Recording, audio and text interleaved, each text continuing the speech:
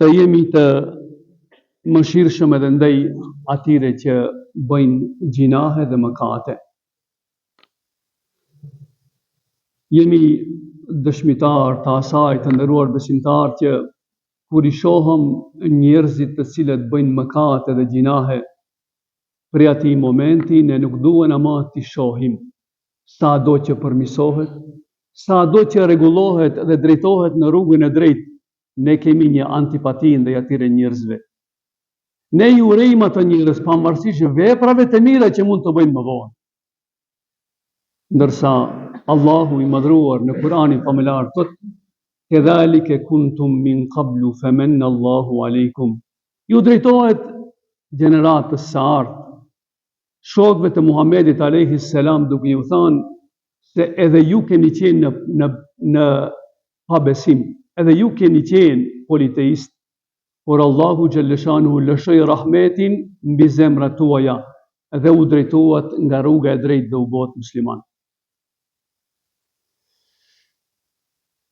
Pasi Tufejl ibn Amr ad-Dawsi, pra ky njeri ishte udhëheqësi një fisi me emrin Daus, erdhi ke Muhamedi alayhi salam dhe e shqiptoi shahadetin duke u konvertuar në Islam, duke u bërë musliman, dhe shkoi te populli i tij që t'i thirrje në Islam.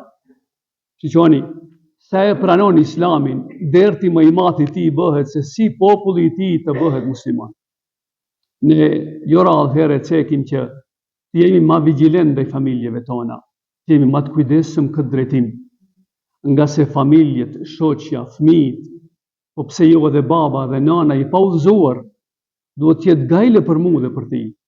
Një fjalë të mirë, një mesazh të bukur nëse e ke dëgjuar në xhami ose nga ndonjë dietar, mos qëndron neglizhent duke e mbajtur për vete këtë mesazh porosi, por përcjellja fëmijëve tuaj, nga se e kije emanet Islamin tua përcjellish tjerëve. Tufejli shkoi ke fisi i tij dhe filloi të thirrje në Islam, por asnjëri prej tyre nuk e pranuan Islamin me këtë derdhë dhe me këtë gajle. Tufejli u kthye te Muhamedi alayhi salam dhe ja tregoi ngjarjen, duke i thënë: "O i dashuri i Allahut, i thira në mënyrën më të mirë, edhe kam ngulën e thirrjen time, por asnjëri prej tyre nuk pranoi Islamin." Muhamedi alayhi salam, ashtu siç ishte të nderuar besimtar, mori avdes, edhe pse trupi i tij çdo herë rrinte i pastër, fali 2 rekate namaz dhe ngriti dorët tek Zoti i madhruar duke e lutur Zotin e madhruar gjatë e me sinqeritetin më të madh. Tufejli ishte i mërzitur tepër, nga se mendonte se Muhamedi alayhi salam e mallkonte fisin e tij, ndërsa në realitet pejgamberi alayhi salatu wassalam thoshte: "O Zoti im, udhëzoje fisin Daus, o Zoti im, udhëzoje fisin Daus, o Zoti im, udhëzoje fisin Daus", fisin që refuzoi ftesën e Tufejlit, krijetarit të tyre, për të bërë musliman. Dhe me të shkuar tek fisi i tij, të gjithë njerëzit pranuan Islamin.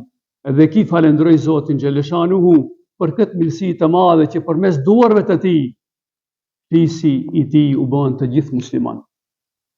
Muhamedi alayhi salatu wassalam, të nderuar besimtarë, dhe në këtë rast u tregua i mëshirshëm, por mëshira e tij, respektivisht dashuria ndaj njerëzve, e çoi të dashurin e Allahut që të marrë avdes, t'i falje 2 rekate namaz dhe Allahun e madhruar ta luse, jo për familjen e tij, jo për shokin e tij, por ta luse për një fis të cilët kishin refuzuar pranimin e Islamit.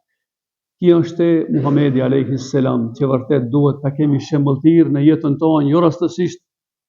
Allahu i madhruar në Kur'anin famëlar thotë: "Laqad kana lakum fi rasulillahi uswatun hasanatun liman kana yarju Allaha wal yawmal akhir wa dhakara Allaha kathira."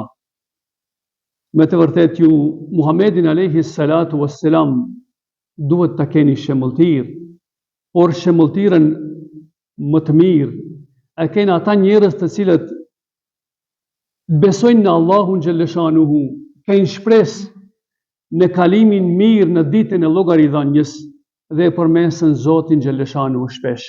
Kush i ka këto tre cilësi të nderuar besimtar, padyshim që i dashuri i Allahut sallallahu alaihi wasallam do të jetë për të shembulltira më e mirë në jetën e tij.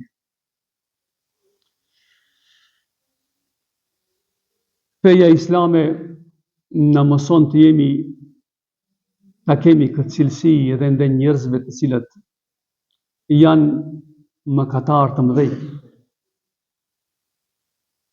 Mos bëhemi si një hoxh i cili e kishte e humbur mëshirën ndaj Zotit xhaleshanuhu. Mendonte se çdo fjalë e tij detyrimisht duhet të pranohet nga tjerët. Jo, i nderuar i vëlla. Obligimi jonë si hoxh, e ti si bab, si prind, e kemi obligim që t'ju apërcjellim tjerëve, fëmijëve, familjes, fjalën e Allahu xhaleshanu, por zemrat e tyre i ka Zoti xhaleshanu në dorë. A e pranon fjalën tonë ose jo, nuk në dorët tona, por është në dorë të Zotit xhaleshanu. Atë që Allahu i madhruar e ka caktuar të drejtohet në rrugën e drejtë, ai do drejtohet në rrugën e drejtë. Por e jona është t'ua tregojmë të vërtetën fjalët e Allahut njerëzve në përgjithësi. E hoxha, duke mos e marrë parasysh se hidajeti është në dorë të Zotit xhaleshanuhu, ju drejtua xhamatit duke i thënë: o xhamat, ju kam thënë të faleni, por ju nuk praktikoni faljen ndaj Zotit xhaleshanuhu. Ju kam thënë të jepni zakatin, por edhe në këtë drejtim jeni të dobët. Ju kam thënë të kryeni haxhin, por larg haxhit jeni.